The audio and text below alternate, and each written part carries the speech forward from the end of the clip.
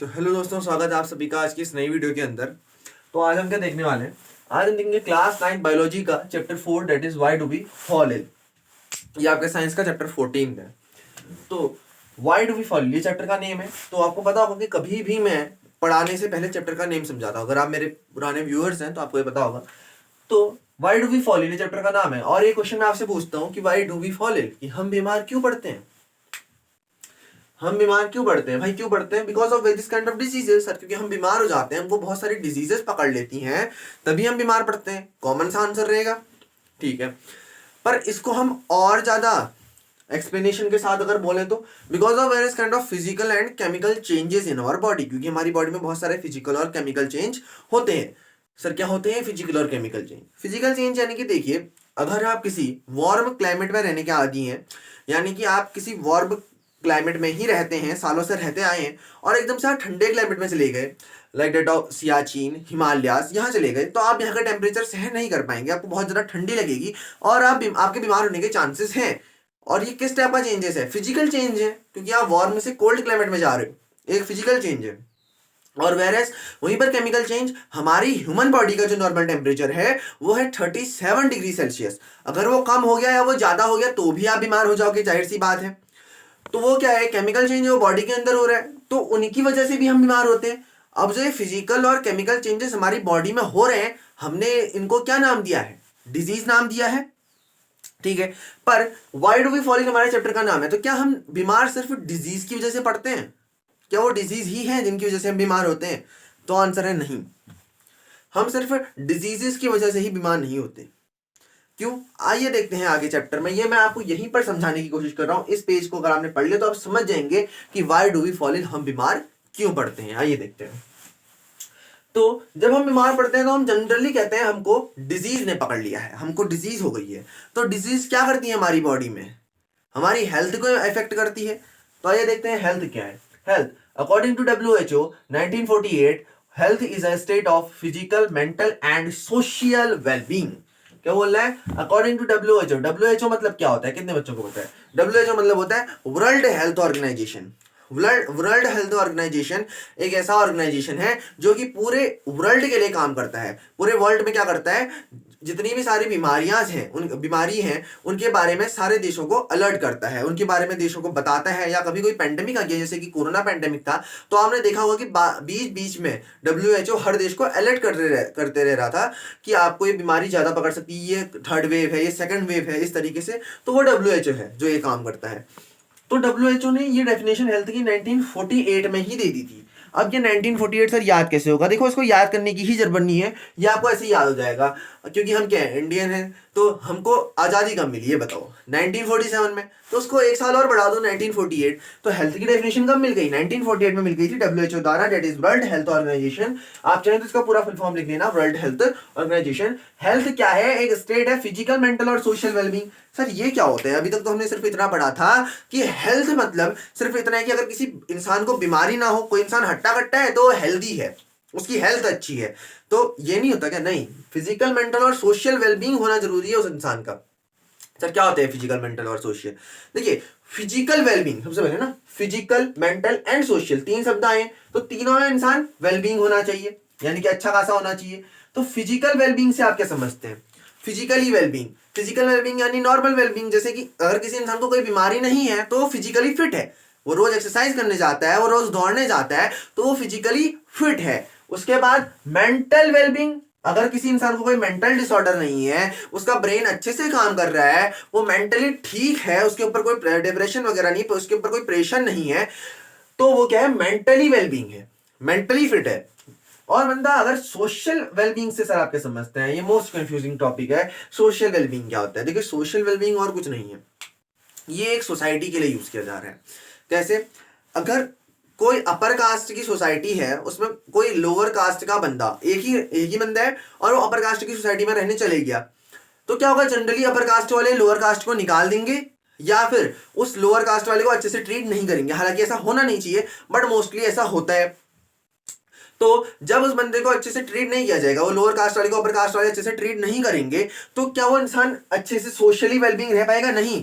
उसकी सोसाइटी उसको अच्छे से ट्रीट नहीं कर रही है, वो सोचते रहेगा बार बार कि कोई भी मेरे से अच्छे से नहीं बोल रहा है, तो वो सोशली अनफिट हो जाएगा, तो वो हेल्दी नहीं कहलाएगा। अगर किसी इंसान को हमें हेल्दी कहना है तो वो फिजिकली, मेंटली और socially as well as wellbeing होना चाहिए। ये है हेल्थ की definition. It is a state of physical, mental and social wellbeing given by WHO in 1948। ये आपको याद होना चाहिए, ये तो अभी हो जाएगा, हो गई होगी।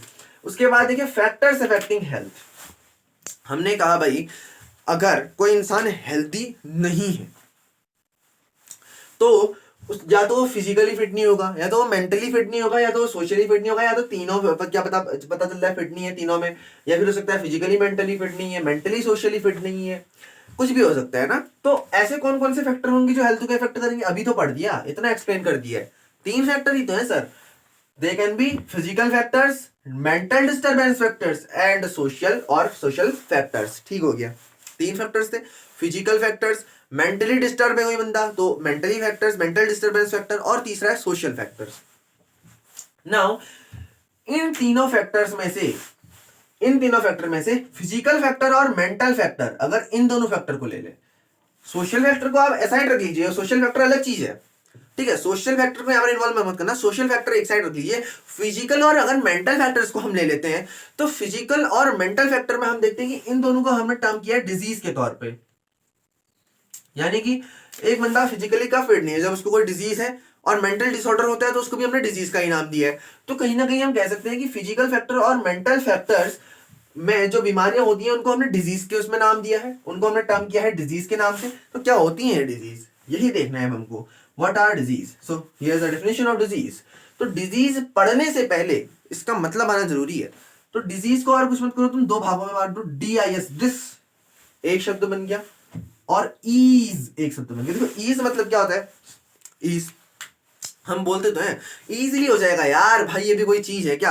अरे तो बहुत इजी है। तो ईज मतलब आराम से, आरामदायक या फिर कंफर्ट, ठीक है। यहाँ पर आप यूज करें तो कंफर्ट हो सकता है ईज का मतलब।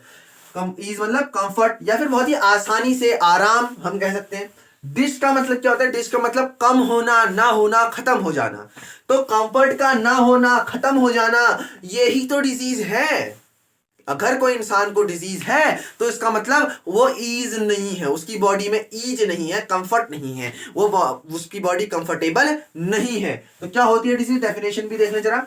Anything which interferes with the normal functioning of the body and impairs health.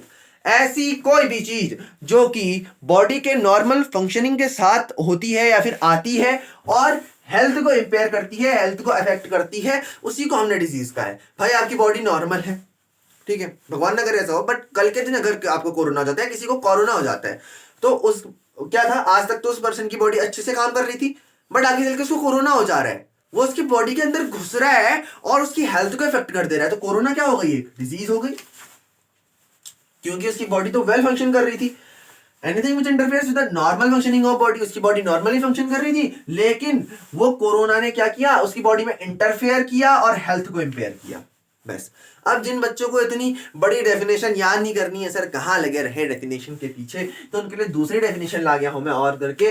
बड़ी ही छोटी डेफिनेशन है, अभी समझ में आ जाएगी। हो सकेगा तो ये वाली डेफिनेशन मैं मोस्ट प्रीफर करूंगा, ऊपर वाली बहुत ही अच्छे से क्लियर यहाँ पर एक्सप्लेनेशन दिया है, पर नीचे वाली डेफिनेशन भी कुछ कम नहीं है भाई। चलो देख लेते हैं। When the body is not ease, that is comfortable.